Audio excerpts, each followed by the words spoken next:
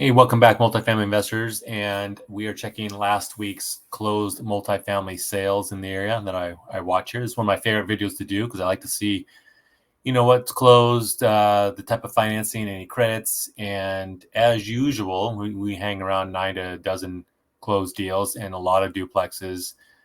This is usually the price range around $500,000 to a couple million.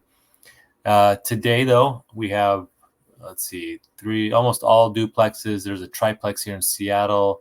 There's a fourplex in Gig Harbor. This one was also a fourplex, I believe. And let's just jump into this. Okay, so I'm going to show it from the thumbnail side. It's a little bit easier for the video format. CDOM is cumulative days on market. So this shows 11 days on market. This was the original list price, the final list price, and then the sales price. So it started at 450. They got 450. They didn't say the type of financing. I don't know why. It says other.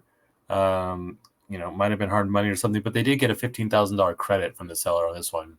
There's 3 big credits. These 3 duplexes all gave huge credits. This one was to a VA buyer, and they probably built a little bit of their credit into the price. They were asking 525. It was on the market basically 3 weeks.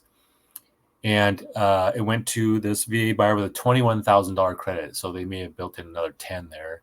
But still, that's a nice, huge credit for this owner-occupied buyer. This one was FHA in Tacoma. It was listed for $569. They dropped the price down just under $550. It was on the market a little over a month. Ended up getting it for $558, but they also got a $17,000 credit. So it was really a net about a $540 offer to that seller. But again, another FHA owner-occupied investor. This 4-unit in Seattle, I made an offer on back in July. I don't know why it took almost 5 months to close. And my client, we escalated to 703, 700. I don't know why it closed less. I see it went straight to pending, so they obviously probably waived inspection. My client did not, but I'm pretty surprised. I remember this agent telling us that we came in 3rd out of 7 offers, and why they would have ended up going with this one so much lower than what my client offered and others possibly. So I'm waiting to hear back on that. That's really disappointing, but it's also very curious to see why it took 5 months to close this simple fourplex. Let's see. We've got this one is a triplex in Seattle. Went conventional, no credit. This one went conventional too, no credit. This one in Lake Stevens, it's a duplex. Went conventional, no credit. Asking 900, basically got 900.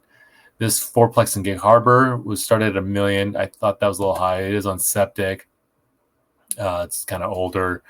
It's an average price, I'd say, 940. Went conventional, no credit.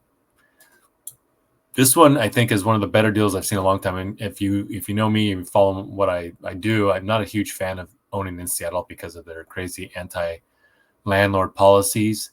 But to get a 5-unit deal, it's basically a fourplex. I'm going to just bring this one up because it's kind of cool. It's a fourplex with a unit built above the garage. This is the rear unit. It's got a nice look to it, mid-century look with all these nice decking back here. I thought it was a cool property. So to get 5 units in Magnolia, even though a lot of them are 1-bedroom and they're smaller, but still, for basically $204,000 a unit, that is really good. This was a cash deal. So they paid cash. It was on the market 10 days. I think this is a really phenomenal deal for somebody actually on a long-term hold. If you can navigate your way through the Seattle landlord tenant laws that are kind of risky, but man, $200,000 a unit in Magnolia is great. Okay, then there's this fourplex in Snohomish. It went conventional with no credits as well. They basically started at 1.2, got it 1.15 after 20 days on the market.